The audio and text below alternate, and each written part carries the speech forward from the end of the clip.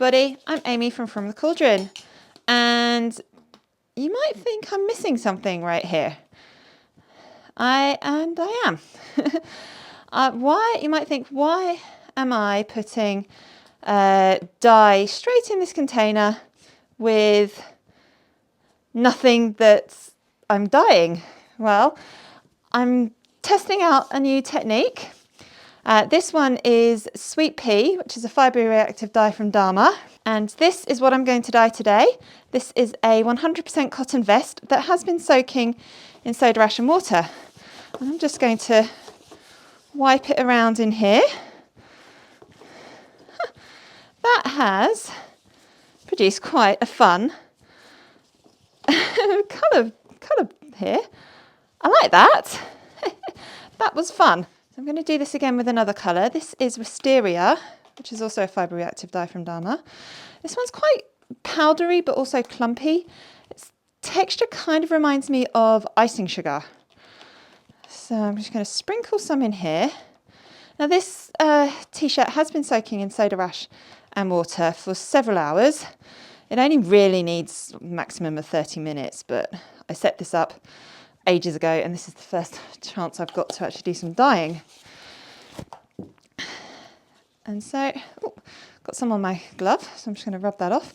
That is possibly some mermaid stream from another project that I did earlier today. I'm going to give it a good rub here.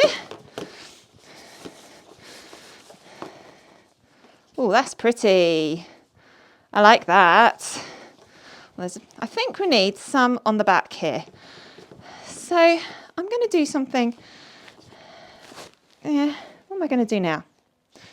I'm going to keep with this rubbing method, and I think I'm going to go to the Wisteria again.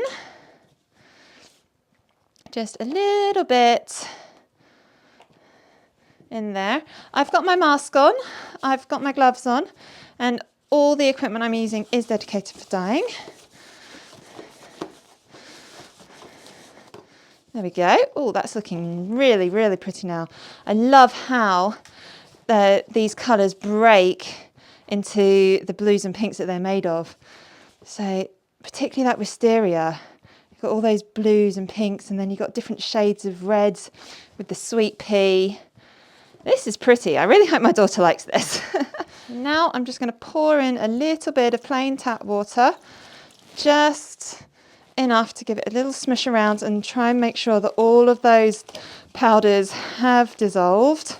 And hopefully, you can see the colour of the liquid there. This will give the vest a really nice sort of background colour. I don't mind if there's any white left over, but I'd rather there wasn't. There we go. I'm really happy with how this looks already.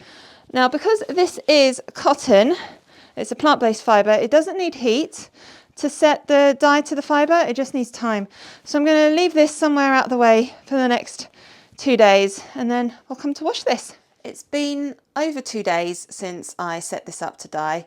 I just haven't had a chance to get to washing this. This is just cold tap water with some washing up liquid.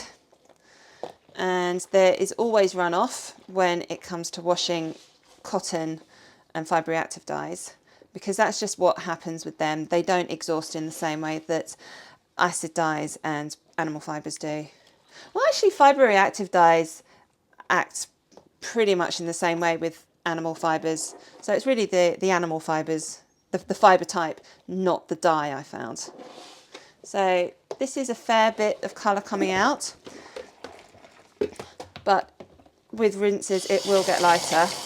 On second rinse you can see the water is lightening already.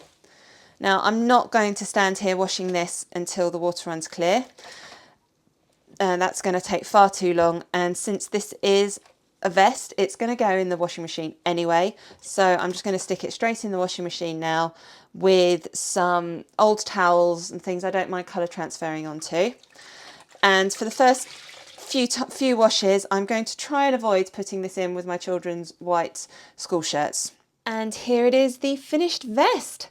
I love how Sweet Pea and Wisteria work together in this. They're both quite pastel colours, and so they're quite well balanced. Whereas if I used, say, the sweet pea with another colour like turquoise or new emerald green, they're quite potent, very strong colours. So the sweet pea would get completely taken over by those colours. But these two are quite nicely balanced. And I love how we've still got some patches of blue and pinks down here from where the wisteria has broken into the colours it's made of.